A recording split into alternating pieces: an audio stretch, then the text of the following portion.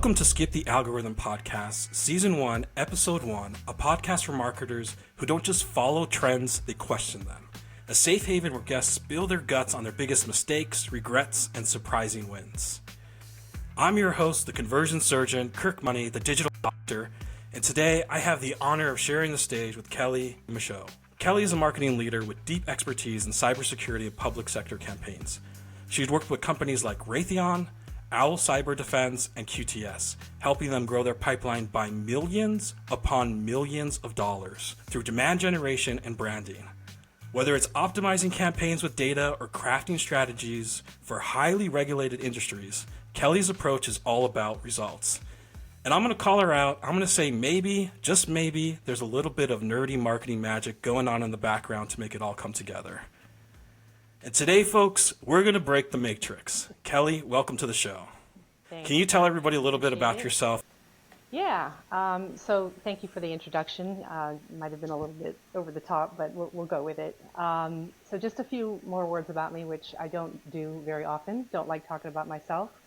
But I will say throughout my career, and it's been a long one, I've had the privilege, and let's be honest, it's been some occasional chaos. It's not been smooth sailing the whole way. But I've worked with some really great teams in marketing, various types of marketing, cybersecurity, data centers, cloud, before cloud was popular. So I've really had an opportunity to touch lots of different things. I love bringing people together, whether it's aligning sales and marketing teams, launching demand gen campaigns, or even convincing engineers that marketing fluff can actually be a good thing. I do believe that the best results come from collaboration. Add a little bit of flexibility and adaptability, and a good solid sense of humor, because if we're not having fun, we're not doing it. Thank you for sharing that. But now let's get into the meat and potatoes about why we're here. The wins, the losses, and the lessons most marketers don't have the guts to talk about, but you do.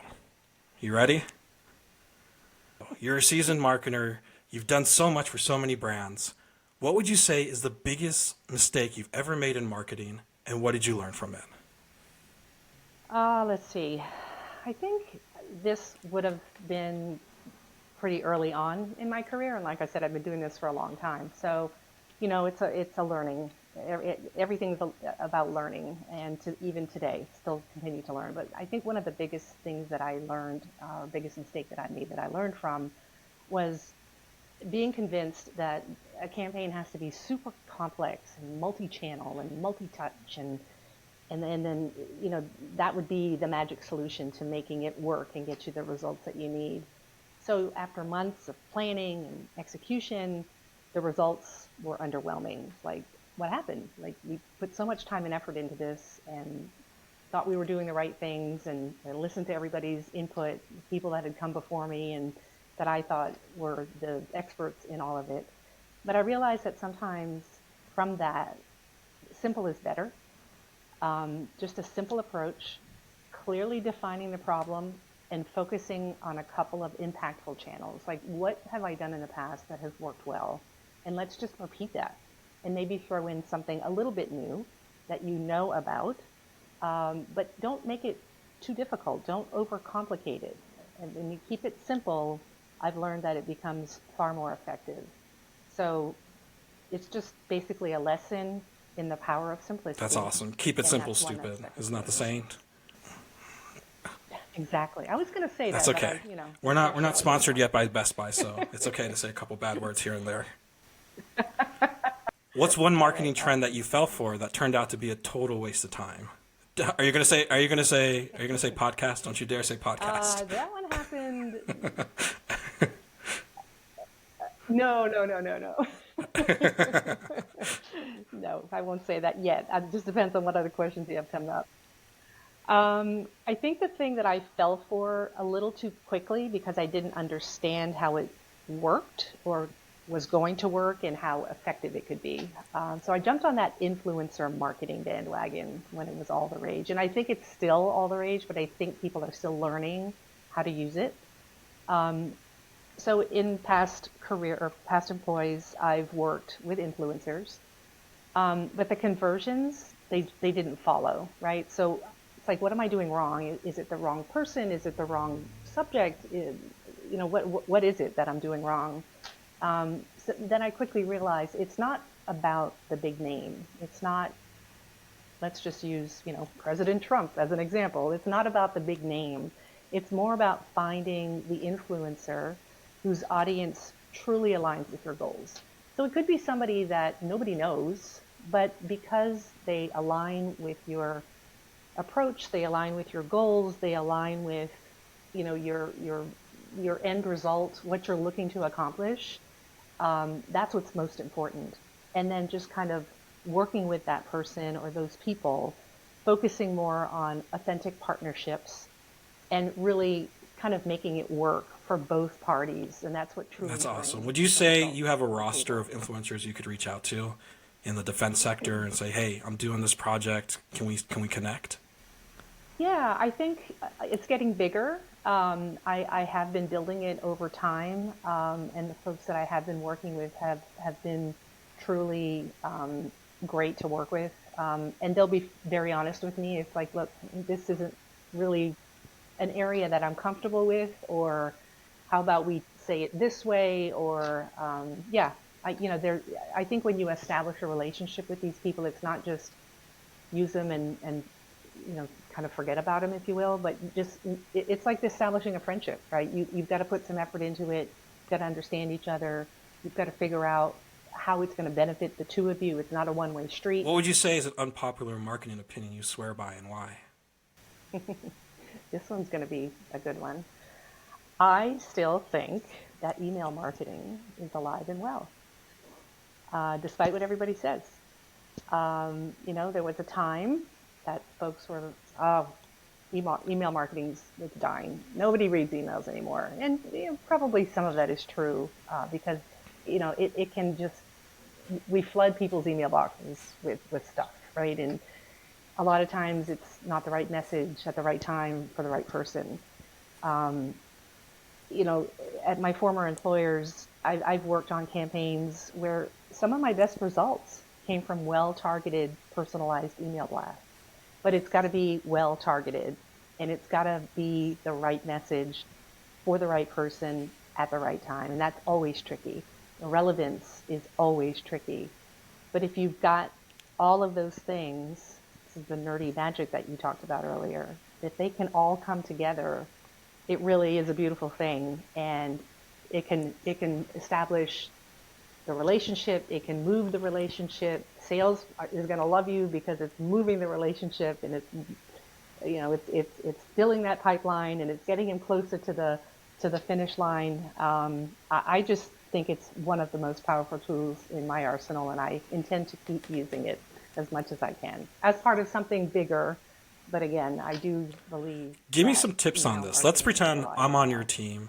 We're going to do an email blast, and I come to you and I say, "Hey, Kelly, I got this GIF, I got these images, I got an essay of copy. Let's do an email blast." What's the feedback you would give me? I would say um, less is more. I would say get the gimmicky things out of your message. Like don't use emojis or all the stuff that we're seeing everywhere today, but especially on LinkedIn. But just keep it straightforward. Tell the person what you want to tell them in a way that it benefits them, right? Don't talk about your organization or your product or features and tech speak and all that kind of thing. To a degree, you can, but if you can create an email where it's beneficial to the reader, it's short and to the point, it gives them what they need because you've done your homework and you know what they're struggling with, and you give them a clear call to action. Like, don't make them go hunting for something. Link it in the email, take them right to where whatever you're talking about, it takes them there so they can get more information. Give them a phone number. Tell them you're going to be following up. Don't ask them if you want to follow up or when you might be available. Like state when you're going to connect with them. Like, here's the information. I know this is a pain that you have. I want to help you. I'm going to call you on Tuesday at 10 o'clock to talk to you more about this. And then give them a clear call to action just to give them some more information if they want to go out and read more about it themselves. That's clearly what I would do, and that's what I've done. in the past. These long tomes of words that, get all fluffy in the end, and that's when the engineers don't believe that marketing fluff really works. It doesn't work that way. So it needs to be clear, concise, it matters to the reader, and tell them that you're going to be following up with them. Because That's great advice. All I heard was don't use emojis, and that one hit my heart hard. Hey, what's a marketing best practice that you think is actually terrible advice? This is probably an answer that you won't like, because I know you, and I know you like tools. And I'm not a huge fan of tools, but I get it. So a lot of people preach automation as the be-all, end-all of efficiency. And this is probably where the old dog in me is going to come out. But again, I get it. I get that automation saves time. I get all of that. But there's a limit to how much you can automate before the human touch is lost. And I think the human touch is very important. It just needs to be present all the time. I've tried this at most every place I've worked. I've experienced with automation. But then I would learn through some experiences, I have learned through some experiences, that building real relationships and providing tailored experiences so the person knows that it's not a tool and that it's a person that's behind it. It's not a robotic email, it's not a robotic process, that was the key to success. So if there's a way to use automation so that it doesn't feel completely automated and that there's been no human touch involved, which there has to be at some point. But I think we can get to the point where that's lost. And I think that's really important still to this day. With all of the tools that are out there, I do feel that the level of human touch to anything that we're doing in a marketing capacity is still very important. No, not at all. I feel like there's a theme to your answers. With the influencers, it was about building those relationships. With the emails, it was about understanding the audience. And with tools and tech, it's again, you can't lose that human touch. Yeah. Tried but true methods. I dig it. If you were starting a new brand today and we gave you $10,000, how would you spend it? So, making the assumption that I understand my target market, I think what I would do, because it's very easy to blow through that amount of money, right? We've all done it. So I know how quickly that can get spent. But just making the assumption that I know my target market, I know my audience, I would say the best way to use that money would be a combination of digital ads, you know those well, and targeted campaigns. But I'd also put aside a little bit of money for virtual or in-person events to build the direct relationships with potential clients. So there it is again, keeps coming back. Let's say we want to go to this event, and it's very important to our market, to our audience, that we're there. Got a lot of relationships out there. We've got a lot of prospects we want to talk to. By promoting our appearance at this event through digital ads and targeted campaigns, we have a better opportunity of making sure that the folks we want to meet with and know that we're there, that we can make that connection. So the face-to-face interaction, even in a digital-first world, is still very important. And you're right, there is a theme throughout all of my responses. But I think, just kind of going back and summarizing, I'd spend that 10 grand through a combination of promoting online, digital ads, maybe a targeted campaign, email campaign, which really doesn't cost a lot of money because you're already using a tool that you're paying for across the organization. And then some face-to-face, through events, whether it be a roundtable discussion, a panel discussion, or exhibiting at an industry trade show where you have the opportunity to do that face-to-face interaction with your prospects. What's one piece of marketing advice you'd give that sounds wrong but actually works?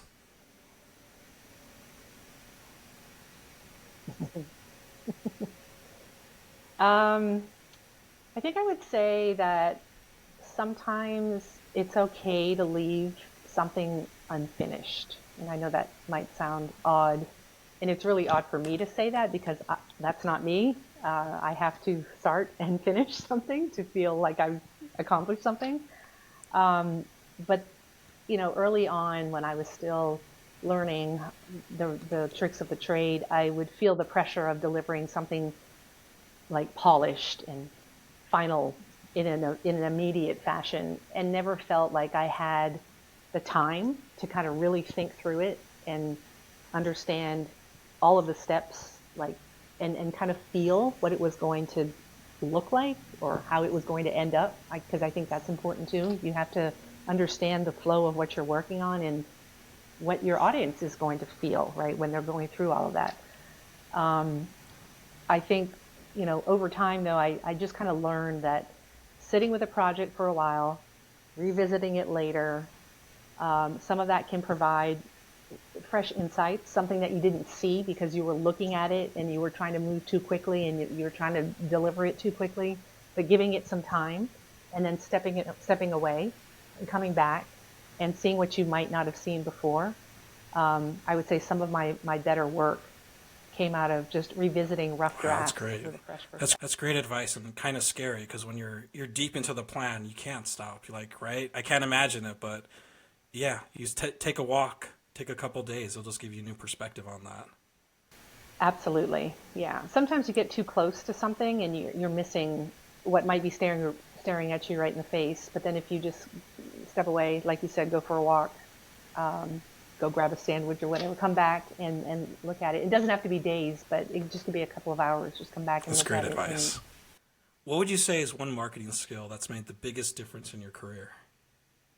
I think, and again, just looking back on what I've learned, a lot of times when in my younger marketing years, it was just kind of doing something to check the box, get it done, move to the next thing, never really understanding what I did and the impact it had on what steps I took, the results that came from things. Like, I wasn't understanding the data. I wasn't understanding the metrics. I wasn't reading them properly, or I didn't know how to translate that into informed decisions, or whether to stop doing something, or this is working really well, let's do more of it kind of thing, right?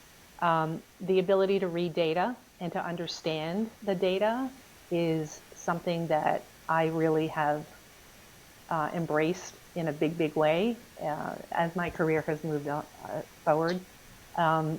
I'll just say a very, very recent manager that I really enjoyed working with. I just found him to be so good at analytics, and he taught me how to really look at the data and really understand what I'm looking at, what it means, and then what do I do with it.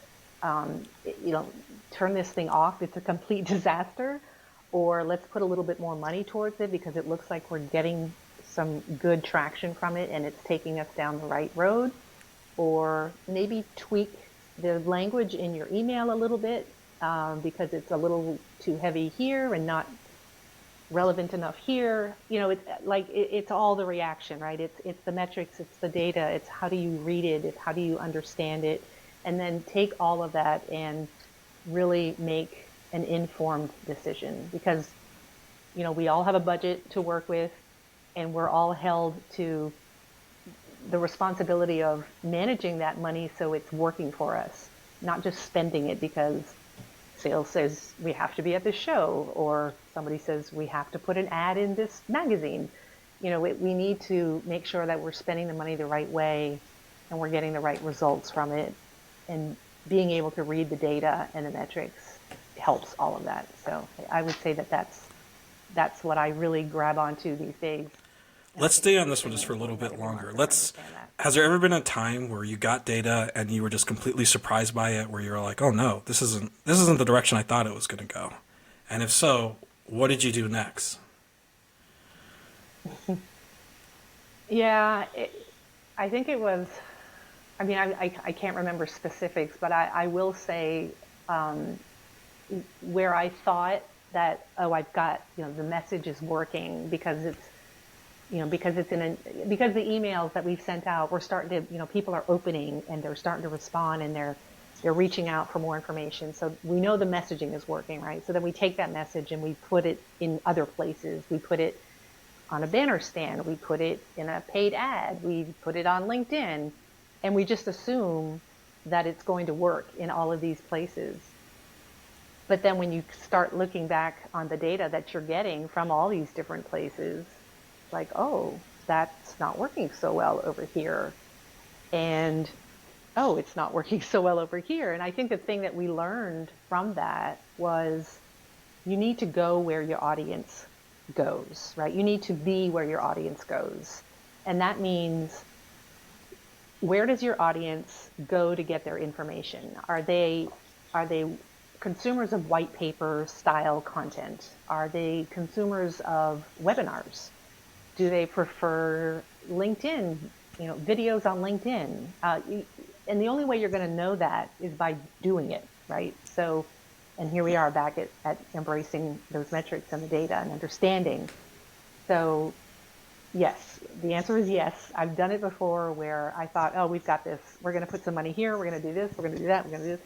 And it just failed miserably. And I just thought this was a home run. But it wasn't. And so, you turn things off and you just kind of start over. And it's okay to start over. The thing, though, that I can't stress enough is you have to give things time. If you try something for a month and you're not getting the results that you expect, you didn't give it enough time. I say give it a quarter at least. Sometimes you have to give it 2. It depends on what it is that you're doing. If it's major, give it some time. If you keep starting and stopping and starting and stopping because you're not getting the results that you expect, you're never going to make it. You're shooting yourselves in the foot. You're spending way too much money, and you're never going to understand what.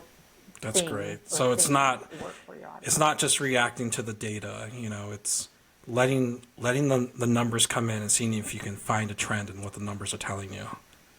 Taking the emotions out of it. That's really great advice. Absolutely. Yes. Kelly, you have one hill to die on, and only one, so you got to make it count. What's that one marketing hill you would die on, and why? I think, and this is like in life as well, is listen. Listen to your customer. Do not ever underestimate the power of listening to your customer. They're the person that, they're the people you're selling to, right? That they're the people that you want to get in front of. They're the people that you're trying to help. If you don't listen to them, if you don't listen to their pain points or their challenges or, anything that they're offering while you're having these conversations and trying to get, fix their problems, you're not going to win. And I think I've seen countless campaigns just fall flat because the company was so focused on pushing their message instead of addressing their customers' needs. We've got this beautiful thing and it's going to fix your problem. It's like, well, that's not really my problem. Oh, but wait, this thing is so beautiful. Look how beautiful it is. It's really going to do it for you. It's like, no, that's not my problem. And I see that happen all the time. And, make it a point to always seek customer feedback. Like, what can I do to help you? Or where did I miss the mark? And you don't always have that opportunity to have that conversation, but kind of through metrics and data and learning about what you've done and sit on their real world problems. So you're actually providing them with benefit. But just to sum this up, just listen. That's the best thing that you can do, and the hill that I will die on, Kirk. That's beautiful. If you could have any other profession besides the one you have now, what would... This might surprise you. I would own a flower shop. To me, there's just something incredibly rewarding about bringing the creativity and a touch of strategy, if you will, to something so personal and so beautiful. My experience with events and branding and all of the stuff that I've done in marketing, I feel would translate perfectly. I would build unforgettable floral experiences. I would use killer marketing to stand out in a fairly crowded industry.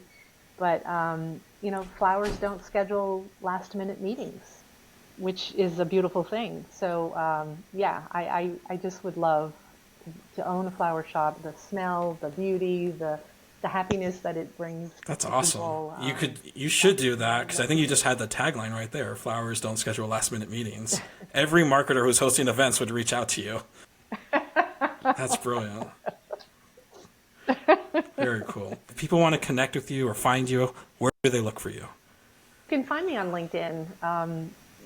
Just Kelly Michaud, Michaud. My profile is up to date. I will be happy to answer any questions or share some more words of wisdom if you think that's what I've been doing here. I highly recommend go Google Kelly. I'm going to tattoo her links everywhere on everything that I share.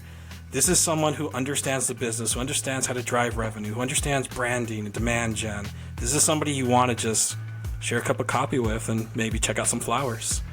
Kelly, thank you for joining me on our first episode. This was a blast. Everybody else, I'll see you all in the Matrix.